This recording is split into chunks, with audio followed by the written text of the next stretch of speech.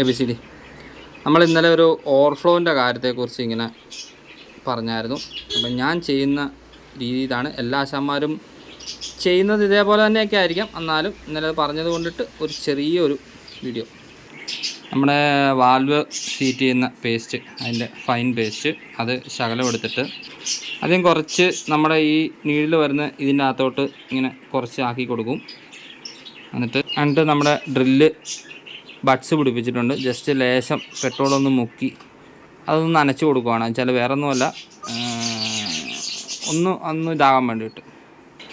എന്നിട്ട് നമ്മുടെ ഈ ബഡ്സേലും ലേശം ഒന്ന് നമ്മുടെ വാൽവ് സീറ്റ് ചെയ്യുന്ന പേസ്റ്റ് വളരെ കുറച്ച് മതി, അതൊന്ന് ആക്കി കൊടുക്കുക. എന്നിട്ട് നമ്മുടെ ഇതിനകത്ത് ഇങ്ങനെ വെച്ചിട്ട്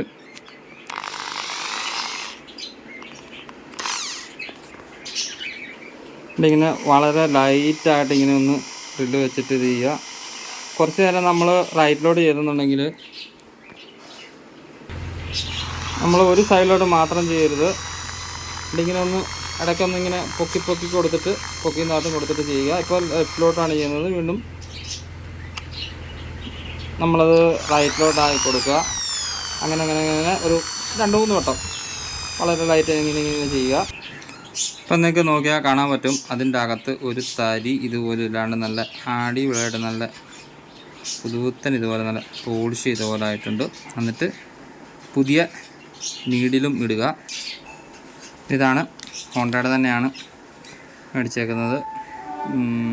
നോർമലി ബജാജിൻ്റെ മേടിച്ചിടാറുണ്ട്, പക്ഷെ അവിടെ വരെ പോകാൻ ഇത്തിരി ഇതുള്ളതുകൊണ്ട്, തിരക്കുള്ളതുകൊണ്ട് അവിടെ വരെ പോയില്ല. അടുത്ത് ഹോണ്ട ഉള്ളതുകൊണ്ട് ഹോണ്ടയിൽ നിന്ന് തന്നെ നീഡിൽ മേടിച്ചു. അത് വിടുക, സെറ്റ് ചെയ്യുക, സംഗതി അടിപൊളിയായിരിക്കും. പഴയ നീഡിലിൻ്റെ അവസ്ഥ കണ്ടല്ലോ, വളരെ പരിതാപകരമാണ്. ഇത് ക്ലീൻ ചെയ്തിട്ടൊന്നും യാതൊരു കാര്യവുമില്ല, പിന്നെയും പുറപ്പെടായിട്ട് വരും.